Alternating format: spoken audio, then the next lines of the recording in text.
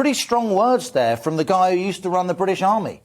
Yes, I mean, he does think that the cuts have just gone too far in terms of land forces. Looking at what is unfolding in Ukraine, it's clear that that traditional land battle is still very much part of the doctrine of Russia, a much more aggressive Russia in terms of how the West would see it going forward. So there's a recalibration that is going on in NATO, and governments that are part of NATO are having to look to their own defence spending. As I said, Germany, £100 billion extra. They are now going to invest in their defence spending.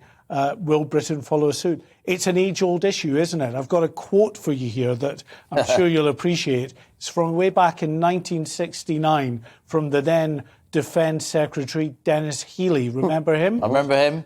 On this issue of who should get the share of the Chancellor's spending and the competition between education and housing and schools, that they should get prioritised over defence. He said, once we cut defence expenditure to the extent where our security is imperilled, we have no houses, we have no hospitals, we have no schools.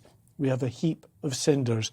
So emotive, strong stuff. But him, from his point of view, putting forward this proposition, his belief that defence has to be the top priority of any government. And if you obviously don't put the money in defence, then you do so at the risk of the nation, obviously. Back in the day when chancellors used to be people who once ran tank regiments, as Dennis Healey did.